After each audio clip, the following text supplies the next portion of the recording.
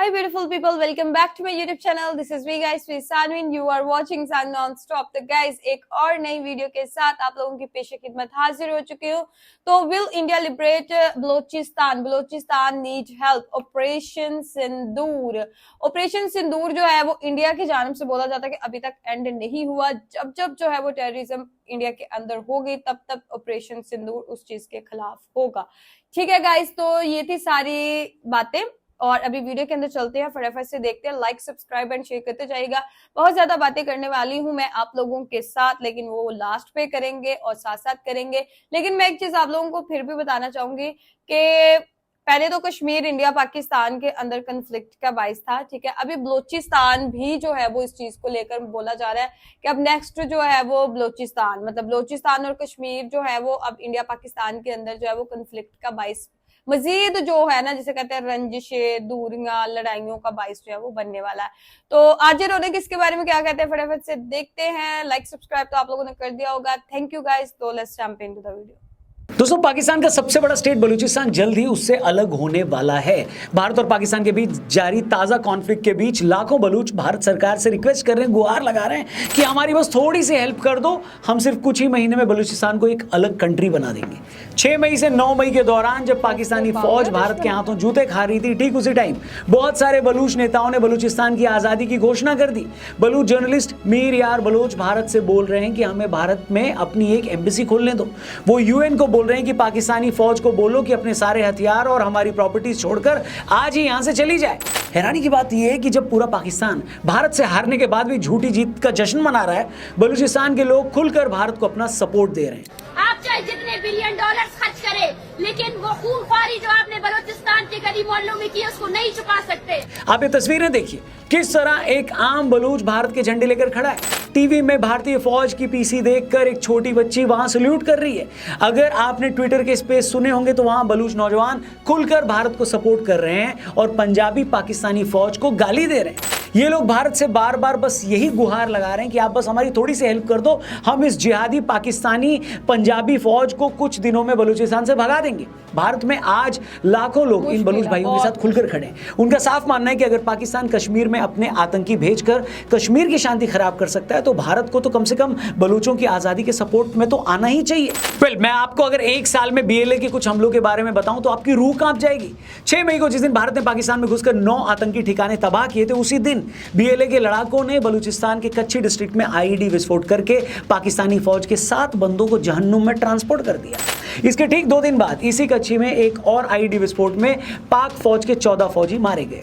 इससे पहले मार्च के महीने में बीएलए के लोगों ने पंजाब से आ रही एक पूरी की पूरी गाड़ी जाफर एक्सप्रेस को ही हाईजैक कर लिया था. उस वक्त 200 से ज्यादा लोगों को बंधक बनाया गया था. तब इन लोगों की मांग थी कि पाक फौज ने जिन मासूम बलूचों को अपने कब्जे में ले रखा है वो उन्हें फौरन छोड़ दे.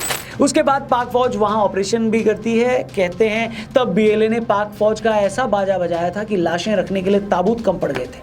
उस ऑपरेशन में मारे गए पाक फौजियों की असली संख्या तो पाक आर्मी ने आज तक नहीं बताई है. इसी तरह 1 फरवरी को कलात जिले में बीएलए के हमले में 18 फौजी मारे गए. 19 फरवरी को बरखान जिले में पंजाब से आने वाले यात्रियों को बस से उतारकर गोली मारी गई. उससे पहले 5 जनवरी को तुर्बत में विस्फोट से लदी गाड़ी ने एक कोच को टक्कर मारी जिसमें 5 फ्रंटियर कॉर्प्स के परखच्चे उड़ गए.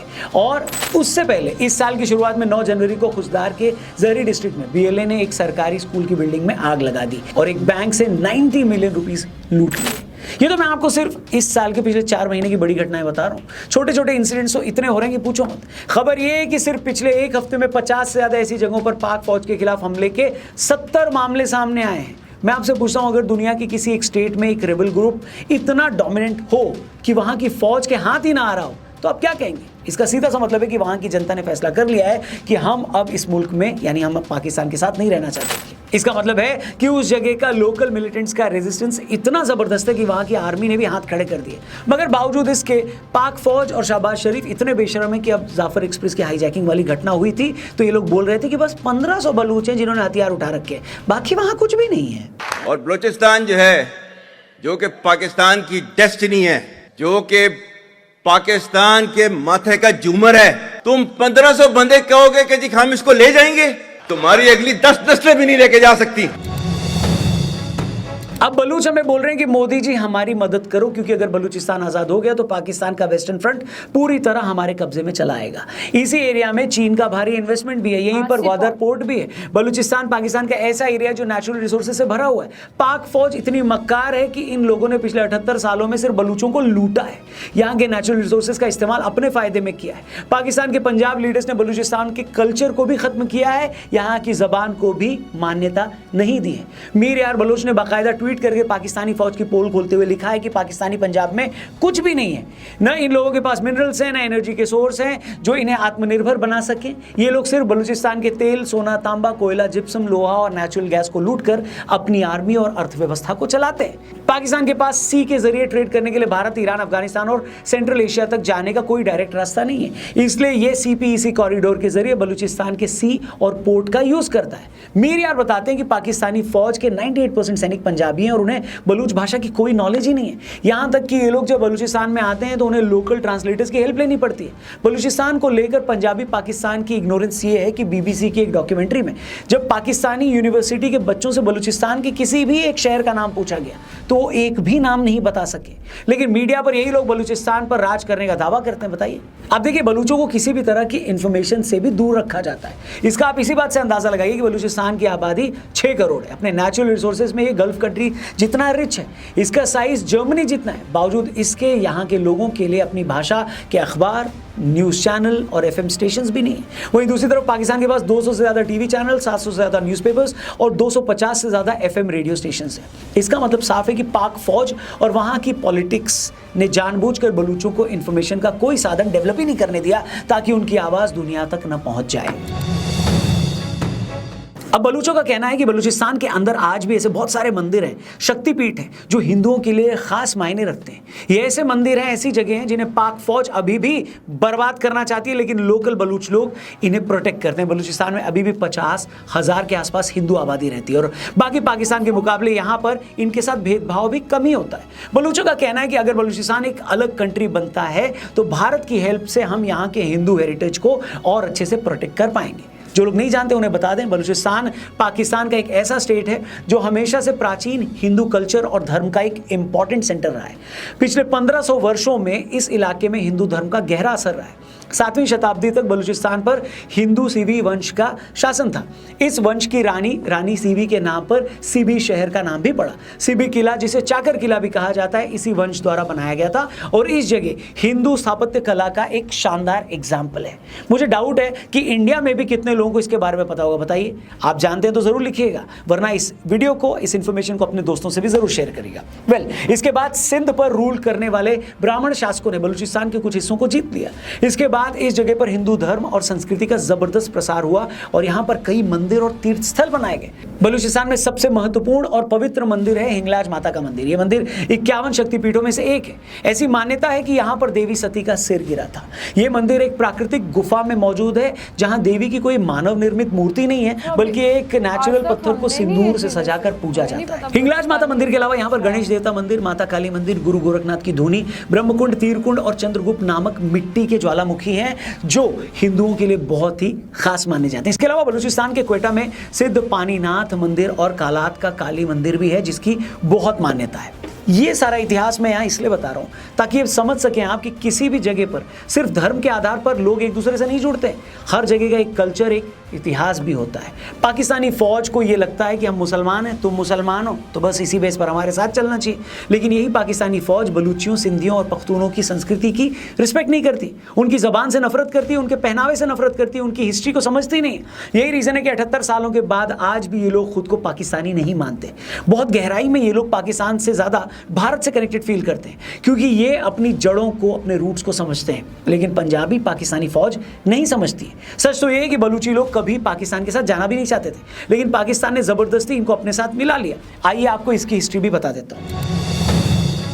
पाकिस्तान ने बलूचिस्तान को अपने साथ जबरदस्ती और पॉलिटिक्स करके मिलाया था। इसकी हिस्ट्री थोड़ी कॉम्प्लिकेटेड है, लेकिन मैं आपको मेन पॉइंट समझा देता हूँ। ये तो हम सभी जानते हैं कि बलूचिस्तान भी पहले ब्रिटिश इंडिया का हिस्सा था, लेकिन ये एक सेमी ऑटोनॉमस रियासत थी जिसका नाम था खान ऑफ कलात। 1947 में भारत पाकिस्तान के बंटवारे के बाद बलूचिस्तान एक इंडिपेंडेंट देश बनना चाहता था या भारत के साथ मिलना चाहता था। 11 अगस्त 1947 को खान ऑफ कलात अहमद यार खान ने पाकिस्तान से अलग होकर खुद को एक अलग देश घोषित कर दिया था। पाकिस्तान ने भी शुरू में इसे मान्यता दे दी थी, लेकिन बाद में धोखे से अपने कब्जे में इसे ले लिया। 27 मार्च 1948 पाकिस्तान ने खान ऑफ कलात पर दबाव डालकर उनसे इंस्ट्रूमेंट ऑफ एक्सेशन पर साइन करवा ली। कई बलूच लीडर्स ने इसका विरोध किया जबरदस्ती, लेकिन पाकिस्तान ने इस पर कब्जा बनाए रखा, लेकिन पाकिस्तान माना नहीं। इसी के बाद से बलूच आंदोलन की दोस्तों शुरुआत हो गई।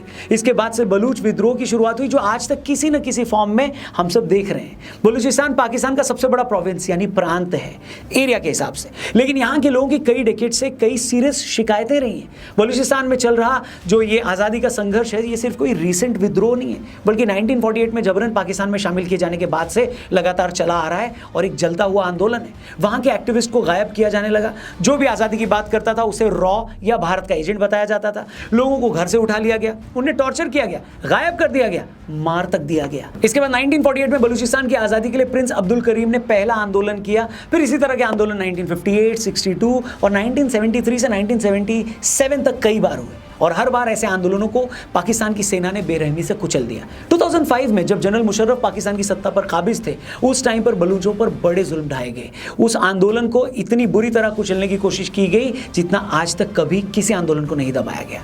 आज भी बलूचिस्तान में Baloch liberation army, Baloch republican army, Balochistan liberation front, united Baloch army जैसे बहुत सारे ग्रुप्स अपनी आज़ादी के लिए लगातार लड़ रहे हैं। इन लोगों में जज्बा बहुत है, मगर इन्हें चाहिए हेल्प। इसी मदद के लिए, इसी हेल्प के लिए भारत की तरफ देख रहे हैं। भारत सीधे तौर पर कहता रहा है कि वो बलूचिस्तान में चल रहे मिलिटेंट ऑपरेशंस में कोई मदद नहीं करता, लेकिन बलूची चाहते हैं कि भारत मदद करे। वो पाकिस्तान को अपना दुश्मन मानते हैं, वो भारत को अपना दोस्त और बड़ा भाई मानते हैं। इसलिए जब रिसेंटली भारत और पाकिस्तान के बीच तनाव हुआ और भारत ने पाकिस्तान को पेलना शुरू किया, तो बलूचियों को बड़ी उम्मीद थी कि पाकिस्तान बुरी तरह रगड़ दिया जाएगा और इसके साथ ही उन्हें भी पाकिस्तान से आज़ादी मिलेगी, लेकिन उन्होंने अब भी ये उम्मीद नहीं छोड़ी है। बाकी आप लोग बताइए दोस्तों, क्या भारत को अपने ही इन बलूच भाइयों की हेल्प करनी चाहिए, और अगर करनी चाहिए तो मदद कैसी हो? क्योंकि अगर बलूच भाइयों को आज़ादी मिलती है तो पाकिस्तान का एक और टुकड़ा हो जाएगा, उसका आधा हिस्सा उससे अलग हो जाएगा। क्या लगता है आपको, क्या भारत को ऐसे में इनकी हेल्प करनी चाहिए? जो भी हो आपकी राय कमेंट करके हमें जरूर बताएं।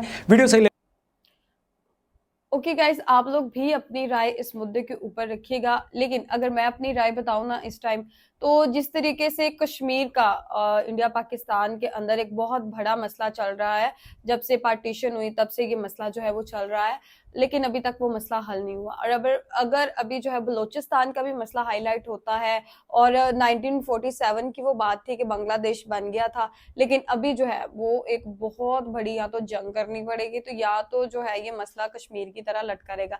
जंग तो खैर अभी कुछ नहीं, कोई भी नहीं चाहता। इंडिया पाकिस्तान में सीज फायर डिक्लेयर हो चुका है। अभी मेरे ख्याल से बहुत मुश्किल है बलोचिस्तान के बारे में सोचना भी, बिकॉज क्या है कि अब इंटरनेशनल लेवल पे भी जो है वो कंट्रीज जो है वो अंदर आ गई, सीज फायर डिक्लेयर करवा दिया, ठीक है, अमेरिका ने। तो मेरे ख्याल से बलोचिस्तान अगर पहले या तो कश्मीर का मसला हल होगा, देन बलोचिस्तान की तरफ वो आएंगे, बिकॉज बलोचिस्तान का मसला वाकई पाक आर्मी जब भी बलोचिस्तान के अंदर एंटर होती है, प्रीवियस भी हम लोगों ने ये चीजें जो है वो कवर की थी कि किस तरीके से 900 सोल्जर्स को, जो पूरी वैन थी उनकी, ठीक है, उसको जो है वो बम मार के उन्होंने जो है वो बिल्कुल ही तबाह कर दिया था, सारे सोल्जर्स मर गए थे। फिर जो है वो 300 सोल्जर्स, फिर 70 लोग, फिर जो है वो ट्रेन पूरी। तो इस तरीके से जो है वो बीएल वाले जो हैं वो पाक आर्मी से खुश नहीं है, पाकिस्तान गवर्नमेंट से खुश नहीं है। तो मेरे ख्याल से पाक आर्मी, पाक गवर्नमेंट को जो है वो जो है टेबल टॉक कर लेनी चाहिए, बलोचिस्तान लिबरेशन आर्मी के साथ बैठ के ना बातचीत कर ले, मसले को रफा दफा करे, बिकॉज अगर ये लॉन्ग टर्म तक मसला चला जाता ना तो फिर कश्मीर वाला मसला ही बन जाना फिर। तो इसलिए बिल्कुल नहीं चाहते कि हमारे जो कंट्री का इतना खूबसूरत हिस्सा है बलोचिस्तान, वो हमसे अलग हो। बलोचिस्तान वाकई बड़ा खूबसूरत है, सी पैक वहां पर जो है वो चल रहा है, चाइना वाले भी वहां से फायदा उठा रहे हैं, लेकिन हाँ डेवलपमेंट वहां उस एरिया के अंदर बहुत कम डेवलपमेंट हुई है, और डेवलपमेंट भी वहां पर होनी चाहिए, उनकी बातें माननी चाहिए बलोचिस्तान वालों की, क्या वो चाहते हैं, टेबल टॉक उनके साथ करे और मामले को रफा दफा करे। तो गाइज आप लोगों का इस वीडियो के बारे में क्या कहना है, आप लोग भी अपनी राय कमेंट में जरूर दीजिएगा। तो लाइक, सब्सक्राइब एंड शेयर करते जाएगा। चलिए गाइस, मिलते हैं आपको नेक्स्ट वीडियो के अंदर। Bye bye guys.